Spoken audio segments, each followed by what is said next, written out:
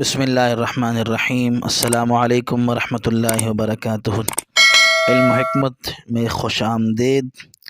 آج کی ہمارا ویڈیو کا موضوع ہے ٹائیفائیڈ کا علاج۔ آج ہم ایک نسخہ شیئر کریں گے جو ٹائیفائیڈ کے علاج کے لیے بہت ہی بہترین ہے، آسان ہے اور بے ضرر ہے۔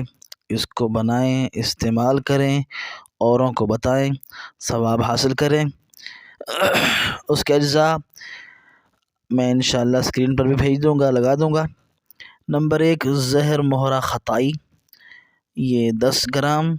نمبر 2 طباشیر اچھے والی 10 گرام۔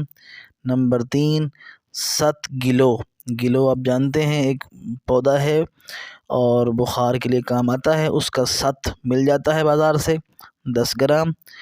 دانہ الائچی یعنی چھوٹی الائچی کا دانہ، چھلکے نہیں، 10 گرام۔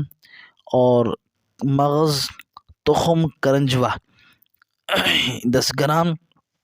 اور کافور صرف 1 گرام۔ الگ الگ پیس کر کافور اس کے ساتھ شامل کر لیں، اچھی طرح سے مکس کر لیں۔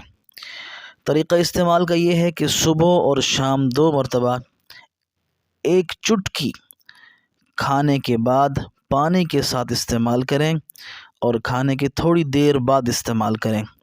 انشاءاللہ العزیز ہفتہ عشرہ کے استعمال کے بعد انشاءاللہ طبیعت بالکل اچھی ہو جائے گی اور اللہ تعالیٰ صحت اور عافیت عطا فرمائیں گے۔ السلام علیکم ورحمۃ اللہ وبرکاتہ۔